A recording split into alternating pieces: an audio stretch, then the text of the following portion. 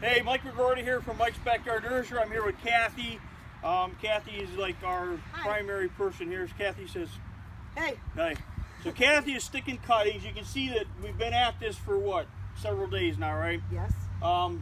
So we've stuck a ton of stuff. There's red prince Weigelia, gold flame spirea, Allegheny viburnum, Java red Weigelia, gold mound spirea, and right now we're doing tango Weigelia. So Kathy's going to kind of, what we do is we use this 2x4 to get it, to make sure that the spacing on our row stays accurate, because if not, you kind of wander and your row gets a little bit too big. So we kind of use a 2x4 as a marker, and then she's going to just cut a groove in the sand and start sticking cuttings across there. So these are softwood cuttings. Typically here in Ohio, we start them in right around June 1st. People who are in a warmer state, probably the middle of May. You know, I have this 6-week rule that I teach people all the time, that from the date that the plant leaves out in the spring, like the second or third week of April, probably third week of April, 6 weeks later, excuse me, it's time. We got a cup on there so that she doesn't get soaked when the misters come on. So 6 weeks after they leaf out, that's the time to do the cuttings. Now we're going to move down this way.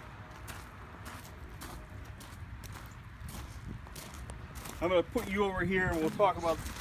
So this bed, these are cuttings. We pulled all the cuttings out of these beds earlier in the spring, and I'll show you that. So these cuttings in this bed we stuck last August, and if you look way down at the end, there's some Annabelle hydrangea down there. They're about this tall. Those were stuck as softwood cuttings, and they're getting ready to bloom, and we haven't even taken them out of the cutting bed. And that bed over there are all hardwood cuttings that we stuck in November, December. So here's all summer beauty hydrangea. There's Lucy Rose of Sharon. These right here are Annabelle, and even these Annabelle cuttings are starting to make flowers. So, and there's some purple sand cherry. The sand cherries are kind of hit and miss this year, so sometimes with hardwoods you never know. But basically what I want to talk about is healing cuttings into healing them in. So what we do is in the spring we pull all of our cuttings out of the rooting beds when they're dormant. And once they leaf out, they're done. They're going to stay there at least until the end of November, probably the following spring. So basically we pull them out, we bunch them up, and then we heal them into buckets like this. And I'm not going to pull them because I don't want to disturb them. But when we get around to it, we'll pull these out of here, shake them out, be very careful not to break any roots, and then we can pot them up out of here. So these are, looks like Tango or Java, I can't read it. This is Potentilla, this one is Goldfinger Potentilla. Same thing. These are actually bunches of rooted cuttings that are just, we take about a fistful, stick them in there, and put some soil.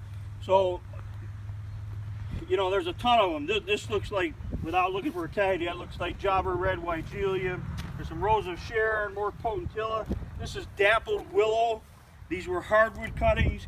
We pulled them out of the bed, put them in here. This is Summer Snowflake Viburnum. These are cuttings. You can see that they're already blooming. So ideally, it would have been nice to have them potted by now, but there's only so many hours in the day, and we've been busy all spring selling plants. So now, and we got to get our cuttings stuck. That's important. Timing is everything in this business. So the cuttings we're going to fill that bed, and then we'll take a break, and then we'll get to potting up some of this stuff. So anyway, this is how we heal our cuttings into a bucket of potting soil until we're ready to start potting them. So I'm Mike McGordy from Mike'sBackyardNursery.com.